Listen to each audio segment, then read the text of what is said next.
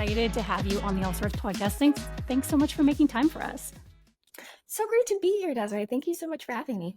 Yeah, I am so excited to dive into your gorgeous new cookbook, Big Vegan Flavour.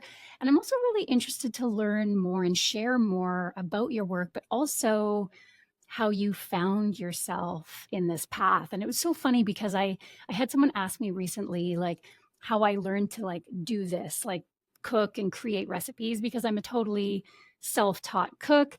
And one of the things that I said to her was that it was mostly by making mistakes, right? And like not knowing what I was doing and doing it anyways. And so I'm wondering also for you, because this was not your first path, which we'll get into in a bit, like, what was your experience learning to cook the way that you do today?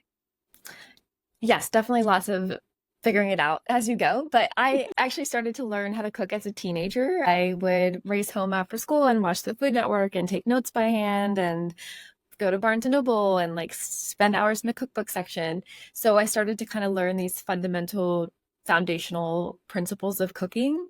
But then I went vegan in 2016 and I did it for ethical reasons. It was an overnight decision and there wasn't really any resources out there that were like, oh, but here's how to make your food still taste good without using meat and dairy. So that first year was like a lot of really bland, really boring meals that I'm really embarrassed to even mention what they were, like just so bad, because I was simply just taking out all the things from my diet and not Yeah. making any changes to like make up for the flavor that was lost.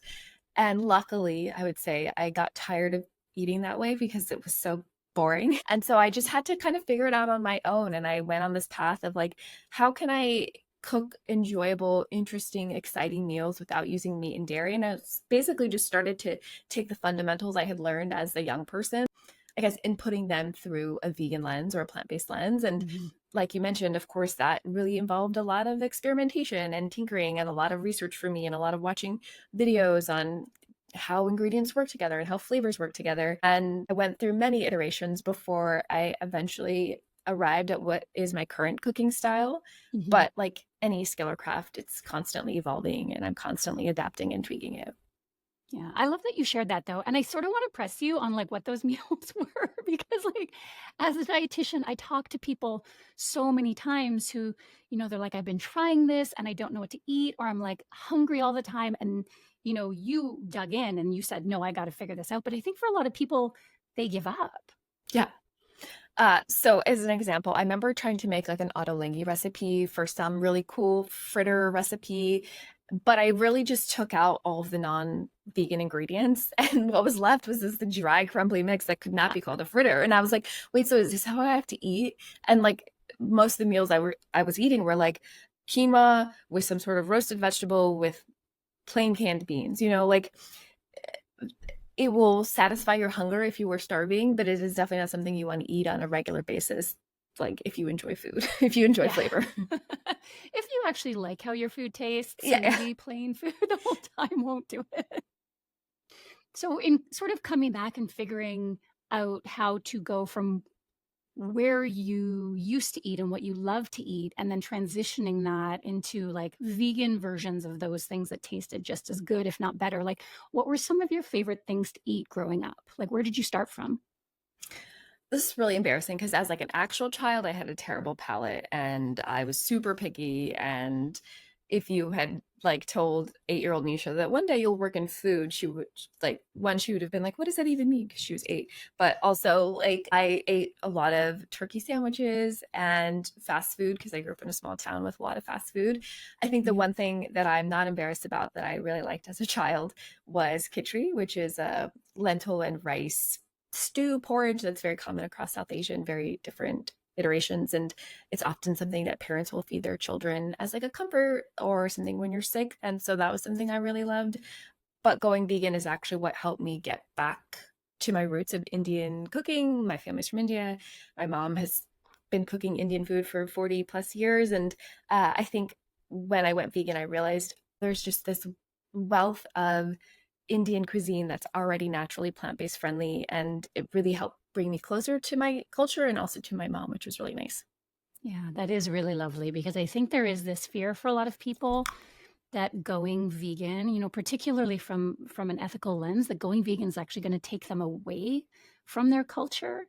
And, I think it's so nice to hear that. I mean, many cultural cuisines are inherently plant-based and easy to be 100% plant-based, but the idea that you can take what you grew up with and what you knew and just transition it a little bit so that you can both be vegan and also really close to those cultural cuisines. That's so nice. Yeah, for sure. Yeah. So, food really started out for you as a hobby and a way of enjoying what you ate as you transitioned to this new lifestyle.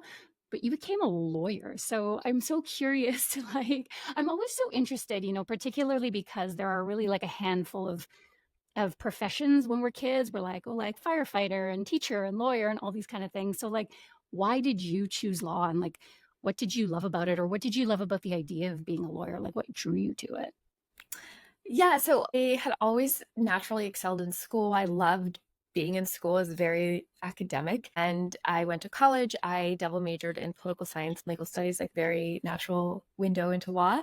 And I had this experience working at a immigration legal services provider where we helped low-income immigrants and victims of domestic violence. It made me really feel like I could use the law as a tool to help people. And that was essentially what I wanted to do with my career, was to find a way to help people. And so at the age of 21, I went to Harvard Law School and I loved it. I loved the academic rigor and the intellectual conversations and the critical thinking. And I liked the writing and the research too. It was just the practicing of the law later that I found to be, let's say, terrible. Yeah, and I think it's so interesting because I know there's data to show in my profession, and I think this is true in a lot of professions, is that we can really get burnt out in these professions because the actual day to day of doing it is different from our experience of learning it. And I don't know what we can do better to sort of help young people through that. Was it that you were in like a different form of law because you weren't sort of, in that kind of law that you had experienced before you went to law school? Or was it just the day to day was just it was like too much? It was both. So I did practice a very different law at first. After graduating from law school, I worked at a corporate law firm on Wall Street, and it was the worst. And then I transitioned into more public sector law, which was more aligned with my values and sort of similar to what I was doing at college as an intern. And I definitely felt better about like my values or my ethics, but I was still waking up miserable every single day, anxious, dreading going into work. At least in Yeah. the US, the legal system is super adversarial and combative. And my personality is not so much that. Like, I don't really want to argue with people all day long. And also in the US, probably not specific to the US, but certainly the system I was working in was like a justice system in quotes. It was Yeah. very easy to assist people who had a lot of money, a lot of access, and very difficult to help people who didn't have that. And I just started to get disillusioned and, got to the point where I was like, I don't want to fritter away my days just feeling miserable and anxious. Like, there's got to be a better way to live your life. And that's kind of what set me on the path to try to figure out something else.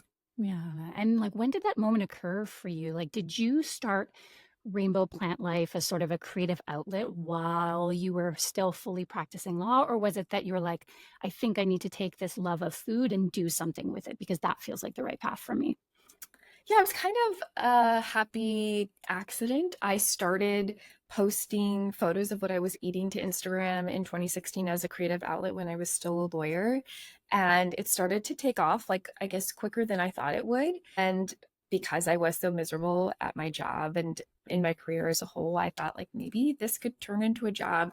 This was in 2016, well before the influencer economy or the creator economy. Yeah. So I didn't really have any proof around me of people doing this. So I used my budding Instagram account to find a job at a food startup in New York City. And I started there doing content creation and social media marketing and recipe development and recipe testing and copywriting and like all the things you do when you work at an Yeah. early stage startup. And in the mornings before work and the evenings after work, on the weekends, I was building Rainbow Plant Life on the side. And then I guess after 2.5 years, I was like, okay, enough of this intense side hustling. I'm ready to do this on my own. That's amazing. And, it's funny because you mentioned like all the things that you do. And I think that often people who consume our content don't realize what goes into it. I think they have this idea of like, oh, someone's a really great cook and they make recipes. And it's like, well, no, because you need to be a writer and a copywriter and a videographer and a photographer and a video editor and like a marketer and a sale, like all of these things. And like in terms of doing all of these things for something like Rainbow Plant Life, like what is the hardest part about this sort of like entrepreneurship creative path for you? I would say there are two big buckets of things that are hard for me. One is I do want to do everything. Not necessarily like I want to be the one doing the video editing and I want to be the one doing the copywriting, but more so like I want to just do so many things. I want to do different projects. I have a cookbook, I have a meal plan, I have an Instagram, I have a YouTube, and I have a blog. And I'm like, but there are so many other things I could do. Like I want to have a physical product, and there's just a limit to what I can do even with help. And I think the other problem, which is probably an effect of problem one, is figuring out my relationship with work and how much I work and when I turn off and how I turn off. I have figured it out a little bit in the last few years, especially through this process of writing this enormous cookbook, but I'm definitely not fully there yet. Like it's really hard to turn off or to want to work less when you love what you do and also you're really invested in the quality of the work you share. So those I would say are the two biggest for me. Yeah, and I do think you're a really shining example of like how incredibly high quality, like there are people who just sort of like share, and there are people who you get a sense truly put in the elbow grease to test and retest and to beautifully produce everything that it is that you share. And I think people would greatly underestimate like how much time that actually takes. So the book, for example, Big Vegan Flavor, like how many years were you actually working on that? Because I find that that will usually surprise folks. Yeah, I started writing that book in January 2021. Technically, even earlier, I signed the contract in 2020, but obviously 2020 was like a waste of a year. I don't know what you want to Yeah. call it. Like nothing productive happened. So yeah, it's been 3.5 years basically since I started working on the book. Yeah, it was a massive undertaking. I don't think I realized when I started that it would be such a massive undertaking because I had written a cookbook before, but it was a much smaller, much more narrow scale. And yeah, I learned a lot along the way about maybe I should do things differently next time. Well, and let's talk about the book a little bit because it is not, and as someone who writes cookbooks, I do not mean just a cookbook as in like just like I write them, I know how much goes into it, but there is more to it than the recipes themselves. Like it's an incredible, not only is the imagery very beautiful and super inspiring, but there's an enormous amount of teaching that goes into it as well. So what do you hope those who read it will learn or take away from Big Vegan Flavor? Yeah, so the book is divided into three parts, and that first, I'd say, the 140 pages is devoted to what I call your education in vegan cooking. So it's techniques, tips, and tricks for building flavor and texture in the plant-based kitchen.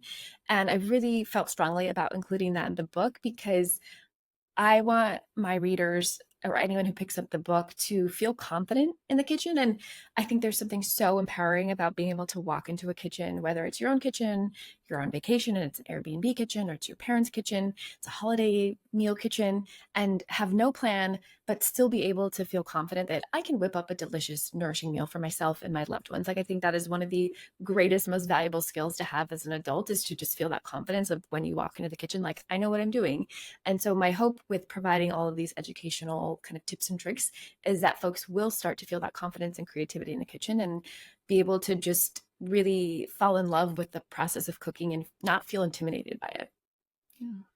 And I do think that's so important. Like as a dietitian, one of the most powerful things that we can do for our health is to cook for ourselves because we control the ingredients, we control what's going on our plate. But then even from a food enjoyment perspective, should you walk down this pathway where you want to take better care of your health, maybe you're dealing with chronic disease, or perhaps you want to go vegan and in order to stick with those paths, you have to enjoy what you eat. So I really appreciate that flavor is the focus of this book. I want to maybe we'll go there. There's a whole bunch of other things that I want to talk about, but since we're here, let's do it.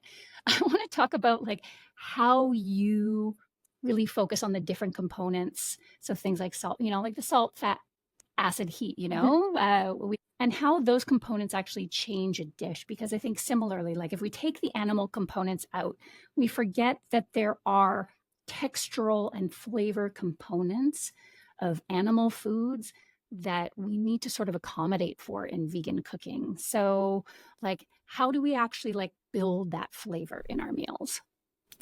Well, that's basically all of chapter 2. So let me Yeah. try to condense. Cliff Notes um, version.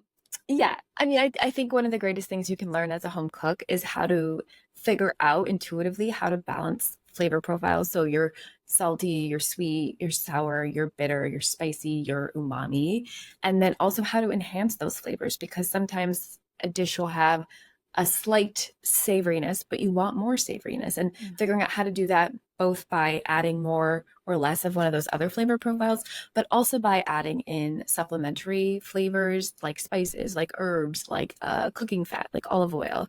Because once you know how to pull those levers, which is essentially what they are, you can essentially make any dish taste good and you can fix any dish that doesn't taste as good as you want it to. So when I'm developing a recipe or even just cooking on the fly at home, I'm always thinking about what are the flavors that I want present and how can I support those? How can I balance them? How can I enhance them? And it's once you understand how to do it, becomes more natural and something you're not writing down in the kitchen. Okay, this needs more acidity. How can I achieve that? It just becomes a little bit second nature. And hopefully, with all of the information in the book about the stuff, I'm hoping that readers will start to be able to do that intuitively for themselves as well. I can't imagine anyone who really takes the time to absorb the teaching in your book, that they wouldn't be able to do that, after reading it. And I think for me personally, that is one of the things that changed my cooking the most. Not just the confidence, but the idea that you can make a recipe your own, because I can very clearly delineate, the before when I would just make a recipe as written and not even taste it until the very end. And if it didn't taste how I liked, I would say, "Oh, I don't like this. What a waste," as opposed to tasting as you go and being like, "Oh, this needs more salt," or, "Oh, maybe a little bit acid," or "That's maybe too much sugar for me." The idea that you can, because nobody's taste buds are the same, is that you have those tools to say, "Okay, here's the recipe, but here's what I know about my taste buds, and here's how I would adjust." Absolutely. No one has the same taste buds. You're so right. Yeah. Yeah. I want to talk about, because this comes up in the book. So, a little bit about sugar, because I love the story that you tell about eating in Southeast Asia and learning to love sugar in your recipes, because I similarly use a little bit of sugar in mine and I get such a fuss about it from folks who avoid sugar. So, can you talk to us about why sugar is an important component of recipes and not just desserts? Yeah, sure. I think I didn't realize sugar was so important to savory food until I took that trip to Southeast Asia and I took this cooking class in Vietnam where they were putting a little bit of sugar in literally everything. And I'm like, wait, is this what makes it taste delicious? There are many reasons, but I think there are so many dinner savory recipes that we love that we don't realize have small amounts of sweetness in them. Mhm. And that's because sweetness is a natural enhancer of salty and umami foods. It basically activates those taste receptors on our tongue. And it also helps with texture, it can help things brown better or caramelize better. So oftentimes a little bit of sugar or maple syrup or agave is what's going to take your dish from good to great. And again, aside from desserts, these are small amounts of sugar. It could be a half teaspoon, 2 teaspoons for 4 servings, or a tablespoon or two of maple syrup. So I'm not a dietitian or nutritionist like you. I'm not a doctor. I'm guessing that unless you have the strictest orders from your doctor to avoid sugar at all costs, that you are going to be okay. And you're also going to enjoy the home cooked food you are eating more, which is always a great overall win for your health. No, I am a dietitian. It's 100% okay. I think we get into this narrative because we recognize in North America that we overconsume added sugars, that we immediately, the slingshot is sugar is bad, avoid sugar at all costs. And it's like, well, no, if you're drinking 5 Coca-Colas a day, okay, maybe let's talk. But if you're using a teaspoon or a tablespoon of sugar in this stew that's like loaded with vegetables, loaded with legumes, and it makes you crave those healthy foods, like that's such an incredible win with no nutritional downside in my book. Yeah, for sure. Yeah, I love that. Okay, I wanted to sort of rewind a little bit because you talked earlier about your relationship with work. And I know, having also written books, like how much of a challenge it can be to create these monumental, huge scale works while also being a content creator. There is a never ending cycle of new videos, new recipes, new posts on the blog. Like, how are you learning to navigate that? And, particularly your relationship to social right now? Because, like, I know that you managed to step back from Instagram a little bit while you were writing the book. So, like, what was that? Was that a conscious decision? Did it just sort of happen? All good questions. Let's see. So I don't think that I really took as much time away from social when I was in the thick of writing the book as I should have, because Yeah. content creation, as you said, it's an endless cycle, right? If you love it, great. But if you don't, then why are you doing it? Because you're going to have to keep doing it. It is an endless loop. I took time off of Instagram for 4 or 5 months last fall, this winter, when the book was mostly done. So it wasn't quite for the reason of being able to finish the book. But I do think it can be very rewarding to work on a big project like a cookbook with blinders on, where you're not paying attention to what's going on social media and not being like influenced by what other people are doing. And you're just really working on the day to day and enjoying the craft and enjoying the project. I did take that break and I thought it was amazing for myself to learn more about myself, to get back into touch with like, I don't want to say my roots because that sounds like way deep, but back into touch with like how I prefer to work. I prefer to work without distractions and with this like calm, uninterrupted focus, which is really hard to achieve when you're opening a social media app multiple times a day and you're scrolling. And so taking that break really helped clarify a lot of things for me, both as just a person, but also as a creator. It helped me like really dig myself out of the comparison trap, which I think is really easy to fall into as a creator. And I had dug myself out a bit over the last few years, but when I completely shut off Instagram, I couldn't compare myself to anyone. I didn't care what anyone else was doing because I couldn't tell what they were doing. And it was wonderful. And these days I am back on the app, especially now that I'm promoting my cookbook more, but I'm definitely more intentional. And I think that has been very valuable both to me as a person, but also as a creator. Yeah. I think it's such a fine balance. You mentioned having to love it, and there are so many aspects I do love about it. I love being able to be inspired by the other things that people share. I love getting to make real connections that, transfer off of the internet with others, and also getting to, support people in a larger scale than I would in like one-on-one practice. But it is really difficult to create containers around it because it's so easy to just pick up the apps constantly. And, have you implemented now? It's a little bit difficult now that you're in full launch mode, but have you sort of implemented guardrails around how you use Instagram, or are you just trying to be more mindful as you've like dove back into it? That's a good question. I generally have my phone on work mode all day long, which just makes the phone less distracting in general.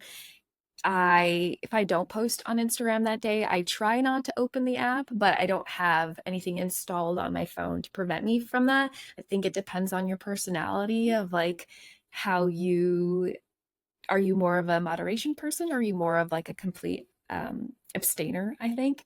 So on days I don't post, I try not to be on it, and I try to be really mindful of the mindless scroll. And occasionally I will still fall into that trap, but so much better than I used to be. And so it's really just having that break, I think, changed my mindset completely about Instagram. I will also say personally for me and my business, like when I stopped on Instagram, my business still did just as well and I worked just as hard. So it made me realize, oh, Instagram is such a small part of my business for me personally. Mm. Like, why would I spend so much time stressing about it? Or why would I spend so much time scrolling on it if it's not integral to my business in the way that other things are?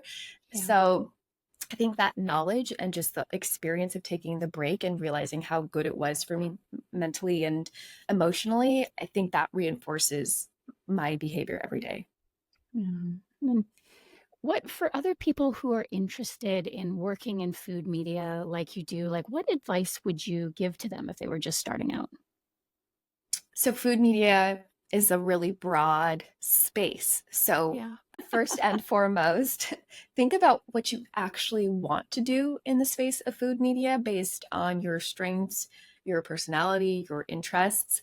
If you're really shy, maybe being a video content creator isn't the best fit, but maybe you would be great at recipe development. So, I think the only way to really find that out is to reach out to people in the space who are doing things that you would theoretically like to do and ask for 10 or 20 minutes of their time to have like an informal informational interview. And you can figure out using that as data points like, oh, I don't actually want to be a I don't know, a video creator, but I would love to be in a food stylist or I'd love to work in a kitchen. And if you do decide I want to be a food content creator, you have to know your why, your reason for doing what you do and why you get up in the morning. Because as we've talked about, content creation, especially at a high level, is endless. There is Yeah. always need for more content and it is never ending. So if you are not extremely passionate and you don't know your why, the bad days will eventually outnumber the good days and you will burn out. So that would be my advice to anyone who wants to enter the general broad space of food media. Yeah, and I do believe that the internet sort of did a little bait and switch on us too, because food media was so photography based Yes. for so long. And then all of a sudden it was like, boom, we all make video now. And I'm a horrible introvert. It's actually like the hardest part for me. I can sit there in my sweatpants and I can cook and I can write till the cows come home. Like, I love it, love it, love it.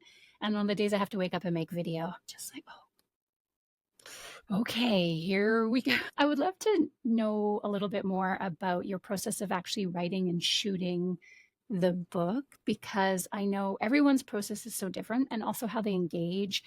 Some people really love the writing process. Some people have a recipe tester or sous chef that works alongside them. Some people take their own photos. Some people, like me, don't. Like, what was your actual process of creating Big Vegan Flavor? A very long one to start Yeah. is what I would say. So I developed my own recipes. That's my favorite part. But it got to the point where I wanted to test every recipe many, many times to make sure it worked as well as possible. And I couldn't do it myself. So I did hire an in-person recipe tester who still works with me to this day. She's amazing. Her name is Hannah. And so she would come into my house 4 days a week and test, 5, 6 recipes a day, mostly for the cookbook, but sometimes, for my blog or YouTube channel. And then I would just be in the kitchen with her, tasting, critiquing, feedback. Oh, it needs more of this. Oh, this needs a complete revamp. This is a total loser. This is a total winner, all those kinds of things. And as far as writing, I found it really helpful if I could carve out blocks of time where I was just writing, or at least that was the primary focus. So I got a ton of writing done over one of the winter Christmas breaks where, everyone is slow. And I just sat in my office for 2 weeks, basically just typing away and had no other distractions. And I find that very valuable. I know some writers will book a retreat somewhere or a cabin somewhere and just shut everything off. And I think that can be enormously helpful. As for photography, I do take all my own photos and I tried to get them done as quickly as possible when my initial deadline was in 2021 and then got pushed back to 2022. But because I was so busy with the writing and so busy with the recipe testing and development, I didn't really put a lot of love, I would say, into the photos. They were fine. But once the writing part was actually done in 2023, I was like, I don't really like most of these photos that much. So then I rephotographed, I would say, about 75% of the book, which Wow. at the time I was like, oh my gosh, this is so much work. But having seen it now in person in the final hard copy, I'm like, it was definitely worth it.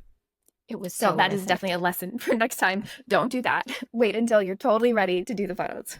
Yeah, well, and I'm always so interested in people who take their own photos because wondering, do you finish a recipe and then take that photo that day? Or do you, because I don't do my own photography, like everything was done and then we booked photography. Like that was the final thing. So it was like the fun creative part, like at the end of like all the slogging. So yeah, that's so interesting that you had That is to. definitely the way you should do it because things can change up until, so many things can change with a recipe. Some recipes don't make it into the book. It is definitely lesson learned for me to wait until the very end to do the photos. And even style, with the book taking you 3.5 years, your style is always Yes. evolving. And so, Hmm. what you would shoot 3 years ago and now is probably completely different. Definite. That, Lessons learned. well, and speaking of lessons learned, I'm so interested. You've had such an incredible career, and like I feel like you're still just at the precipice of like so many new and exciting things. And I'm wondering, looking back on all that you've learned, like what would you tell, like 20-year-old Nisha, like at law school about her future and maybe the choices that she's making?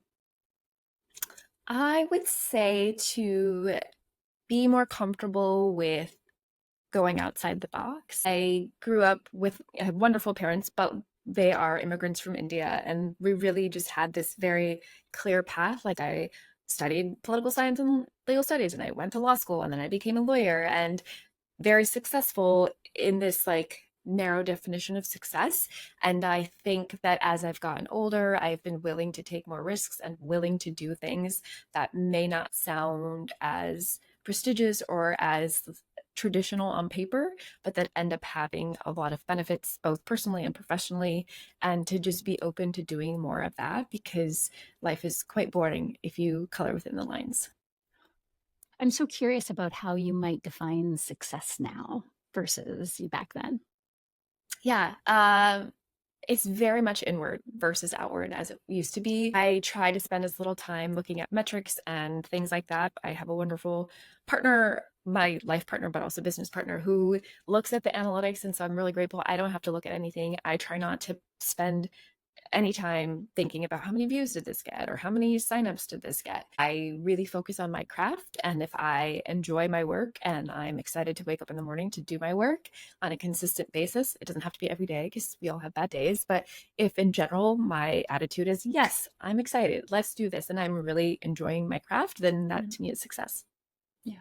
I love that. I think it's so important because the idea of success, there's just so much pressure now to do so much. And it's becoming harder and harder to, like university is so expensive and everything around us is so expensive. And so I think, as a young person, I can't imagine sort of looking at my future and going like, how the heck do I even navigate this? And I know for my kids, and they have the privilege of being supported in a way that perhaps I wasn't as a young person in terms of like their choices, but like I just want them to really love what they do as long as they can like put a roof over their head. But I was very sort of financially focused and like resume focused when I was younger. And now I don't care.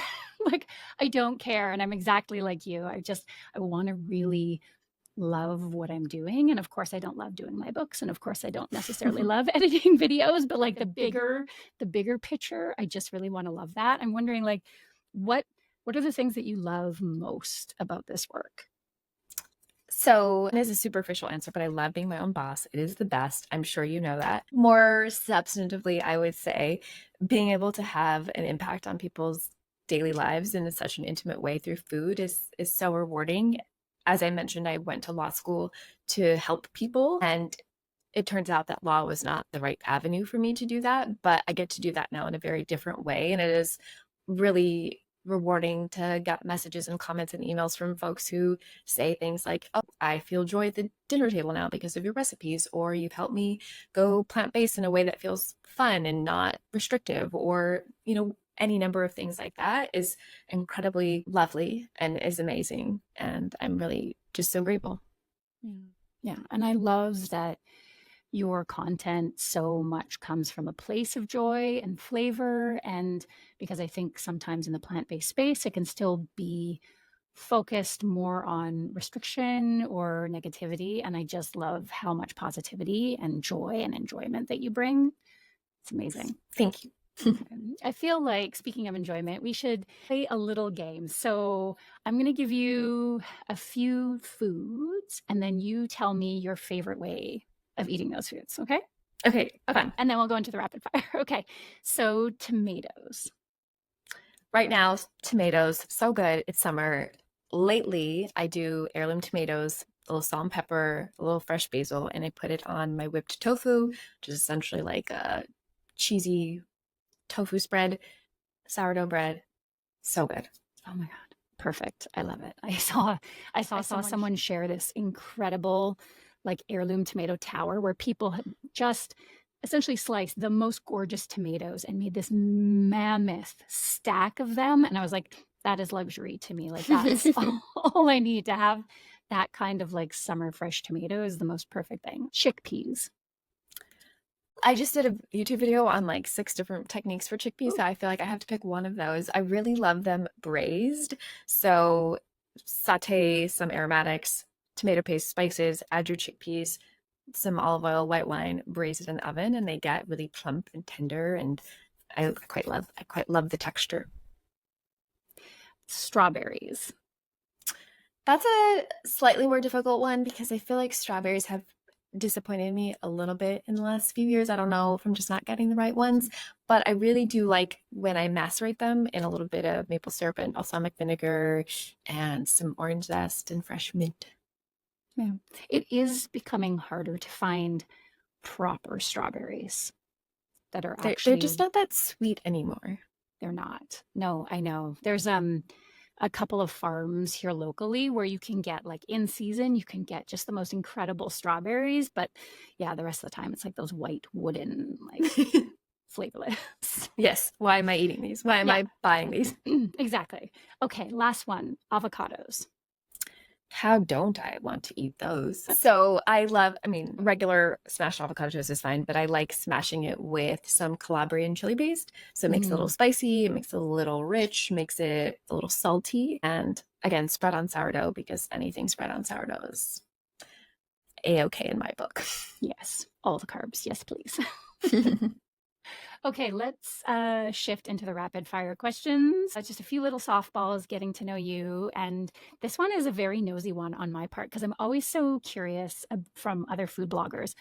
What are the most popular recipes on Rainbow Plant Life? Like, what do people love the most of what you've made? Great question. For sure, the red lentil curry, which is one of my oldest recipes. I think people love it because it gives you that taste of delicious Indian spice flavor, but it's pantry friendly and budget friendly and beginner friendly. So that's been the most popular one for years. I would say also my vegan chili, which hits all the right notes of a chili, but is plant-based. My mushroom stroganoff is quite popular, which is funny because I feel like a lot of people hate mushrooms.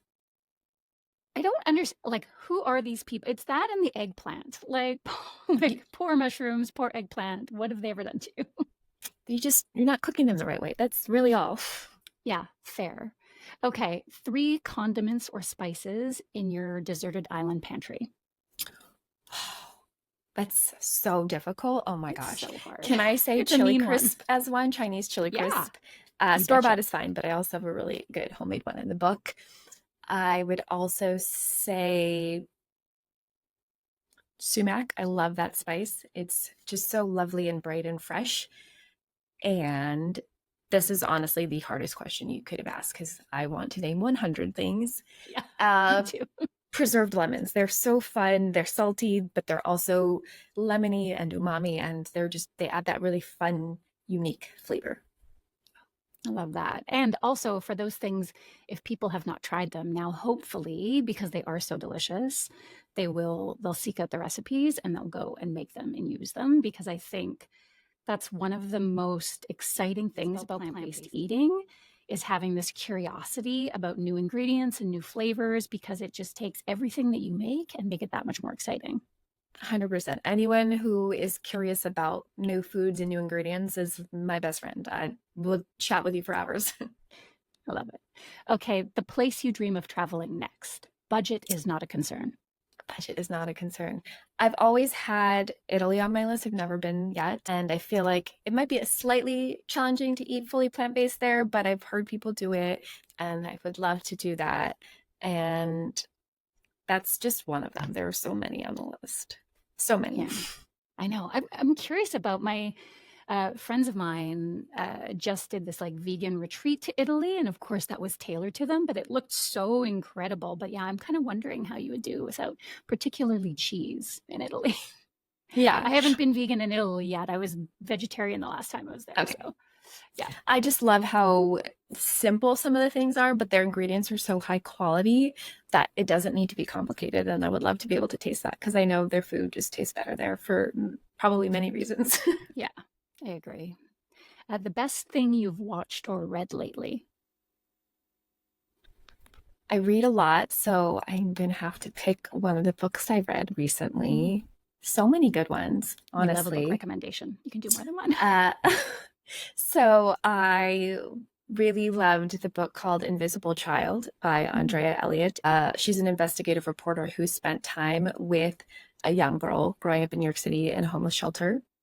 And it just is a look at her life over the course of 10 years and how poverty, how racism, how all these things structurally affect the child. And she's a wonderful child. She's smart, she's funny, she's charismatic, and you really get to know her. And I used to live in New York City where this child lives, and so it was just particularly moving to me to see what a life completely different than mine is like. And it's not an easy read, I would say, but also something that one of the things I try to do is to try to remind myself on a regular basis of like how grateful I am, how privileged I am, and how many opportunities I have. And yeah, reading stuff like that may not be the most fun, but I find them very useful in giving me perspective. Yeah, and I think in building empathy too, right? I think now more than ever, it's so easy to get into our silos and think that everybody thinks like us and everybody lives like us, and to really connect to other people's humanity is such a powerful thing these days. Yes, absolutely. Yeah, I love that. Okay, last one. Your favorite indulgence, and this can be anything. It could be sleeping in, but like, what is your favorite way to indulge yourself? Probably like ending work early and sitting on the couch with a really good book and maybe a glass of wine, or if it's winter, a hot chocolate, and turning on relaxing jazz. If you haven't guessed it, I am in my old lady era and I am absolutely happy with it. Ooh, I am embracing it. Like, bring it on. I can't wait to be like that lady who just like wakes up and goes and putters in her garden all day and goes for a nice walk and then has some tea. Like, that is my dream future. Yes. Nisha, thank you so very much for making time for us on the Allsorts podcast. I am so incredibly excited. I mean, everyone knows I already had a sneak peek of the book. It is incredible. You want it, you need it. It will make you a better cook, and also it'll really excite you to get back in the kitchen, particularly if you've been stuck in a little rut. So I can't wait for everyone to pick it up and use it. Thank you so much. That's very kind of you to say.